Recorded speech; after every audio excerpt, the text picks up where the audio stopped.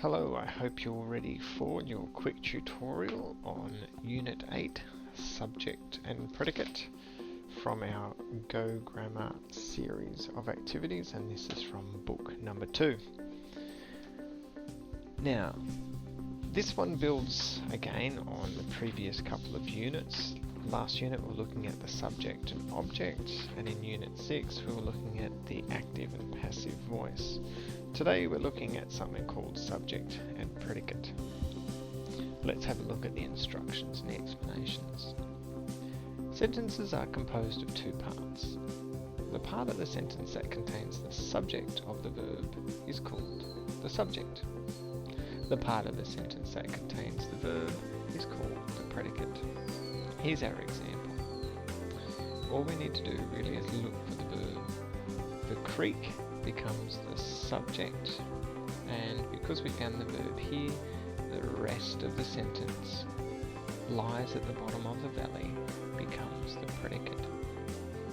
To find the subject, we just ask who or what before the verb. What lies?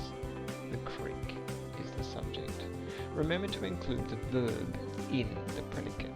You can see here the verb is included. The normal order in English is for the subject to come in for the subject to come first in the sentence, as in the example above. However, sometimes the order is inverted or changed from the usual, as in this example. So here we can see the verb here, but the sentence reads differently. At the bottom of the valley lies the small creek. We have to ask ourselves the same question. When we find the verb, what before the verb, what lies? We know that this isn't what lies, it's the small creek that lies. Therefore, the small creek is still the subject. And therefore, at the bottom of the valley is the predicate. So relatively simple, only two things to look for in these sentences, so the activities shouldn't be too hard at all. Let's have a look at the first set of questions.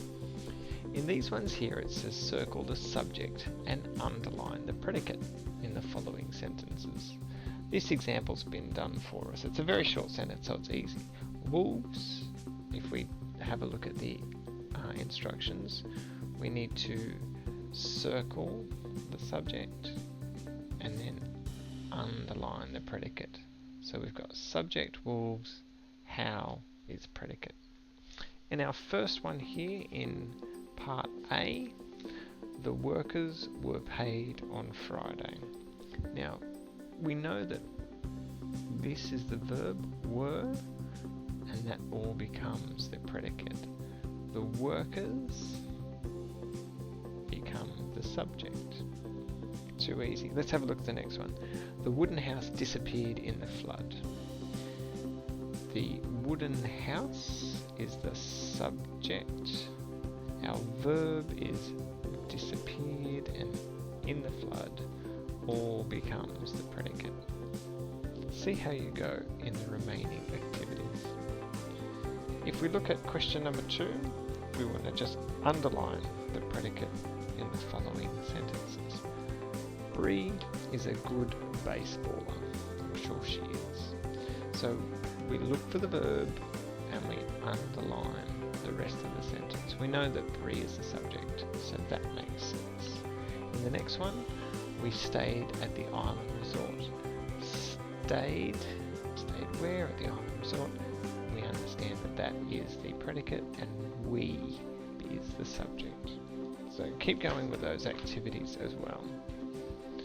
For take it further, there's a little bit more information that you need to find. In the following sentences, the subject may not be at the beginning of the sentence. So we've got to look a little bit more closely to find the subject. Circle the subject. So it's the same deal. We want to circle the subject but underline the predicate. After work each afternoon, George went to the gym before heading home. So we can understand that this is our verb, went to the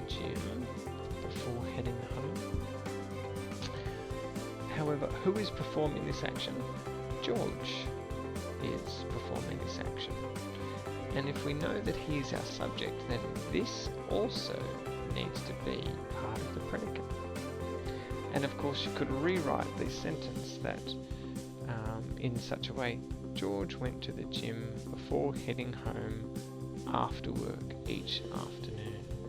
And that sentence would follow the typical structure we would expect. So read these other sentences here and see if you can find the subject, and then underline the predicate, which will be the rest of the sentence. Now before we can go and do the last activity, there's a little bit more information that you probably need to be aware of. The activity here requires you to fill in the gaps by selecting an appropriate subject or predicate from the box below. When you're finished, circle the subject in each completed sentence. So we've got our information in this box here that we need to take and fill into the lines provided. And then once we've done that, we should perform the same action that we have previously: circle the subject, underline the predicate. Let's have a look at this first sentence, shall we? We've got a name, Boyd, and we need to look for a sentence that will make sense in conjunction with that opening sentence. Now, the rest of it should read: was a distinguished Australian writer. And again, if we want to continue to complete the activity, we just want to circle the subject and underline the predicate. And once we've used it, we can probably cross that out from our list so we don't use it again by accident.